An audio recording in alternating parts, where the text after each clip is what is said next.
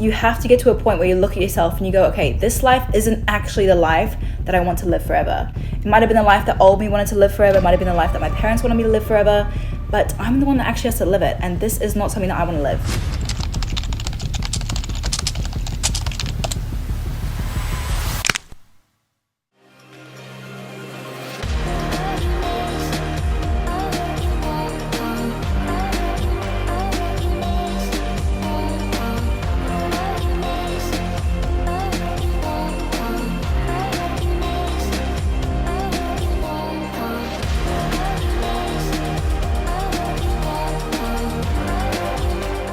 Hello guys, I hope you're having a lovely day today. I wanted to hop on here and talk to you guys because I want you guys to know that despite whatever you think right now, you are in control of your life. I know, okay? Because a year ago today, I was living a completely different life.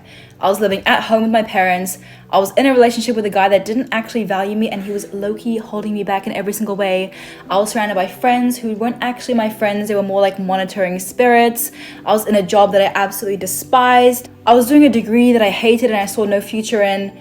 And I was addicted to vaping and smoking. Guys, it was a whole rigmarole of things, and it was just not making me the best version of me.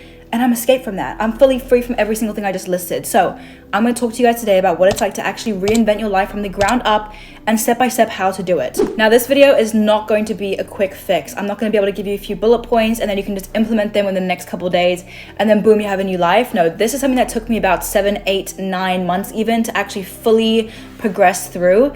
And it's been a long journey, but at the same time, I will say that its value is just so incomprehensible. I will never go back to the life I lived before. And I think that's the best way to make meaningful change. It's the change that you choose slowly, intentionally, every single day that actually compounds over time and creates a life that you actually love living in the end. If you guys saw me last year, you'd probably think that I had it all, right? From the outside looking in, it really did look like that.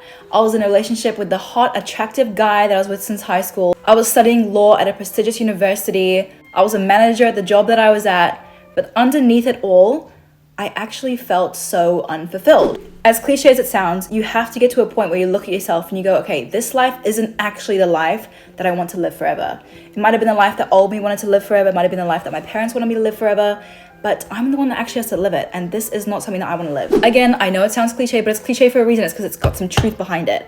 This part is probably the most difficult because you have to really reconcile with the fact that everything you've worked for, everything you've built, in my case, it was, all the late nights studying, trying to get into this degree and, putting in all my effort into this relationship, trying to make it work and everything over the years. You actually have to look at yourself and go, this isn't working.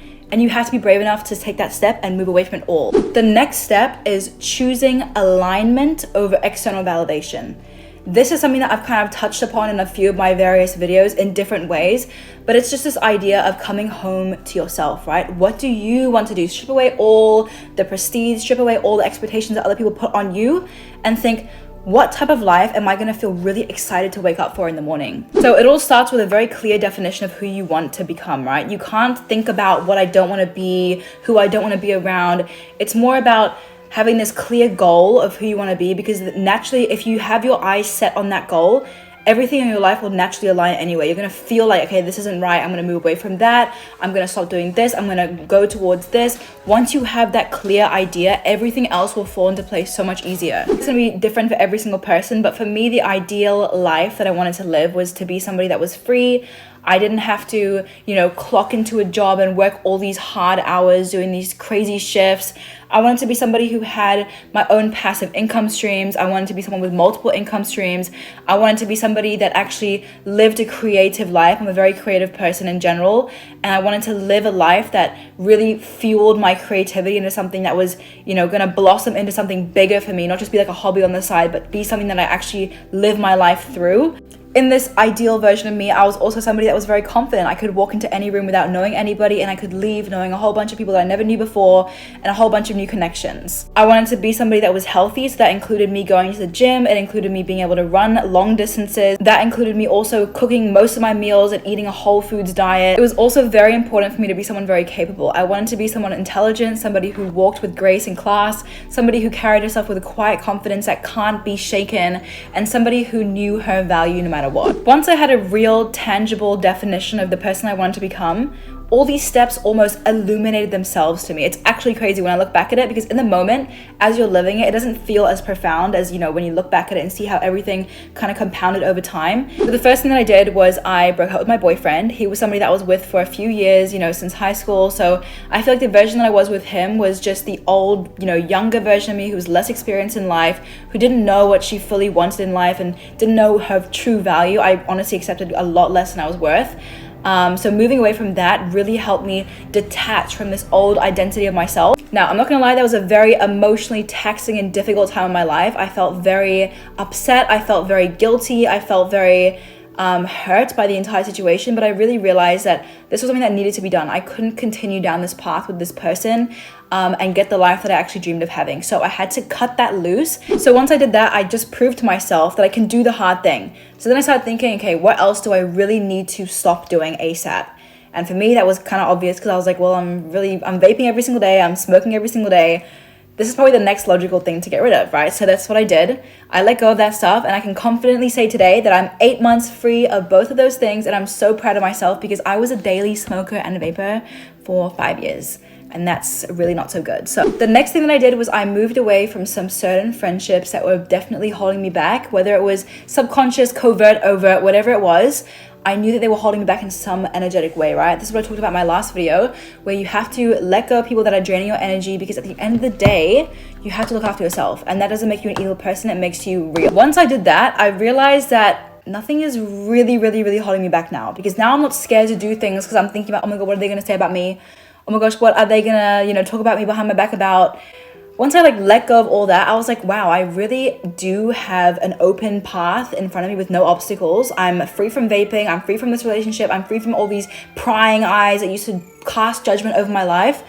Now I can do whatever the I want, because now I don't care. And guys, once I got to that I don't care stage, everything changed. I'm sorry for my French, but everything changed. It low-key put me in this psychotic energy, because I was like, wow, I really have nothing stopping me now. So guess what, guys? I moved out of my house. I signed up for a gym. I started going to the gym every single day. I started going on runs every single day. I started doing all this crazy stuff, eating. I literally overhauled my entire diet. I stopped eating all this junk. I literally cooked every single meal from the ground up. I literally learned how to make all these recipes.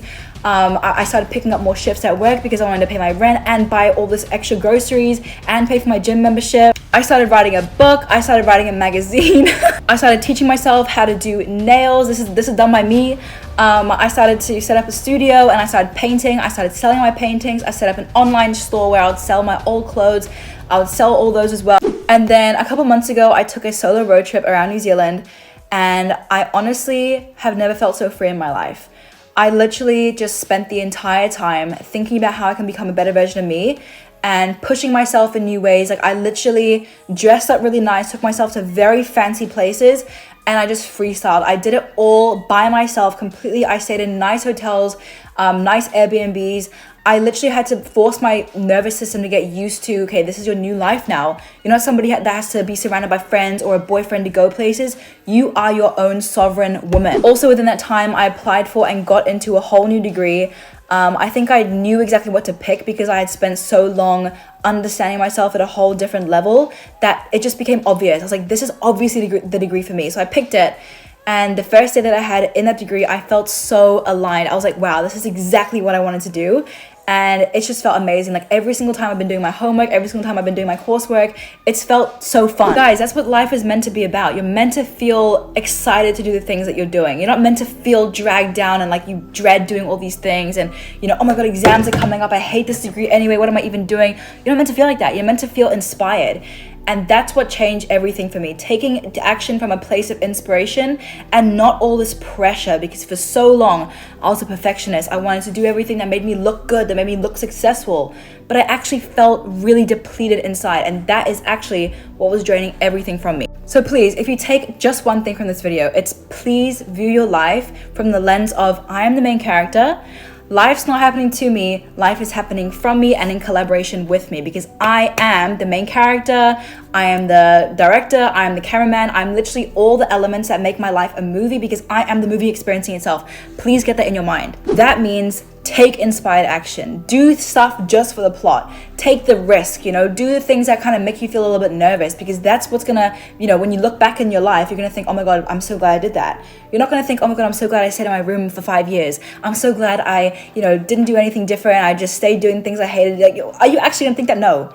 Life moves extremely fast. You don't get any do-overs. This is your one and only opportunity. So why not do the things that make you feel alive, make your heart feel the most inspired, and make your life feel the most vibrant?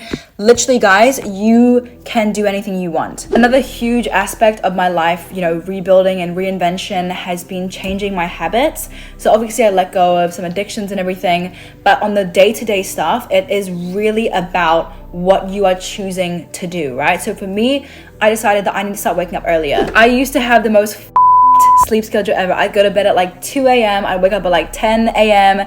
and it was just a whole terrible thing. It was like this cycle of like binge eating late at night because I was like, you know, getting high and having all these munchies, and just, oh my God, thinking back at it, it's like I don't even recognize that person. So crazy though, because I never thought I would change. I actually thought that was me, you know, but looking back, it's just, oh my God, so not. And that's okay, you know, I'm not going to judge the old me. That was what she knew, and thankfully I'm not there anymore. I've finally escaped from that. But I started waking up much earlier. So for uni, I put a few earlier classes, so I'm forced to wake up early. So today is an off day, and I pretty much woke up at 4 a.m. today. This is not very usual though. I wake up at like usually 7 o'clock on an off day, but it's been so life-changing to actually wake up early, because when you have a full day before even like 8 a.m., it makes you feel so productive. It makes you feel like you can conquer anything in the world. And I truly feel like that's why they say the most successful people wake up really early, because it's actually true, guys. Like, I know as a former sleeper inner, I want to wake up at like 10 a.m. too sometimes, but no, the real you, the you that gets shit done, wakes up early. The next thing that I did was actually curate my environment, right? So in my room that I moved into, there was a few things that I didn't really like for example, the curtains, like the bed and everything like that, right? And so instead of just being like, okay, I'll just accept this, you know, I'll just live in this room. No, it's actually really important for you to make sure your environment is something that you really enjoy, because for me, my room is like my sanctuary. You know, I sleep in there, I get ready in there. I spend like a little bit of time in there, not too much time. I try and get out of my room, but like it is like my little slice of the flat that I can go to and feel like it's my own little area. So it is important to invest in your space, right? That kind of shows your body and shows yourself that, you know, you're worth investing into in that way, right? It's not just about your looks. It's not just about, you know, your car. It's about what space are you actually curating for yourself, and what environment are you actually allowing yourself to live in. And it's also how clean do you keep it, right? I make sure to clean my sheets at least once a week.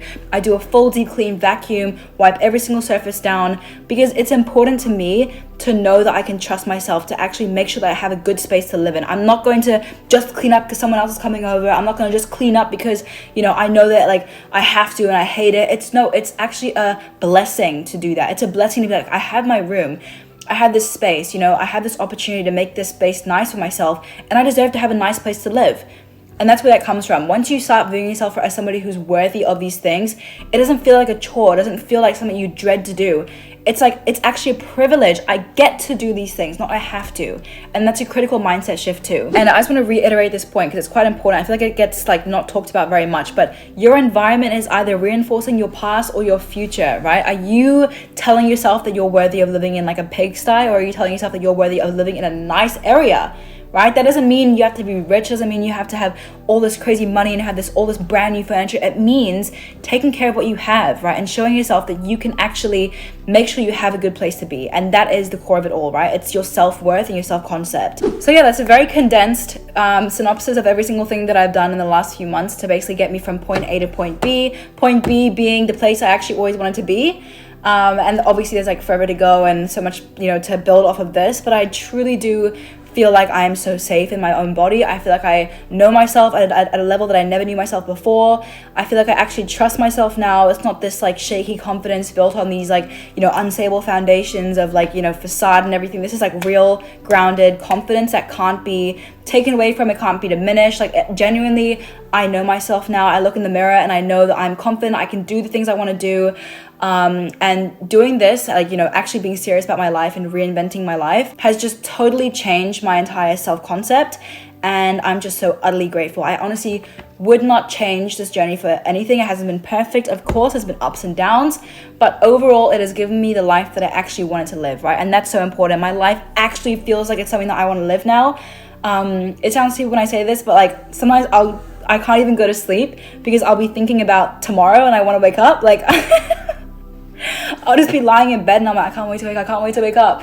And like this morning, for example, I just woke up off my own accord at like 4 a.m. like because I was just so excited for the day, and I got up and I was like not even tired, not even groggy. I was like, let's go, you know, and I was so excited. So that's what you have to aim for. It's actually not about having this much in the bank or having this many friends or having this career title. It's about that feeling, that real human feeling about, okay, this is what I want to get up for in the morning, and this is what makes my life feel like it's worth living. That is what it's all about. And that's what I realized, and that's what I have actually implemented into my life as a real guiding compass, right? It's not about all this external, not about what people think about you, it's about what you think about you.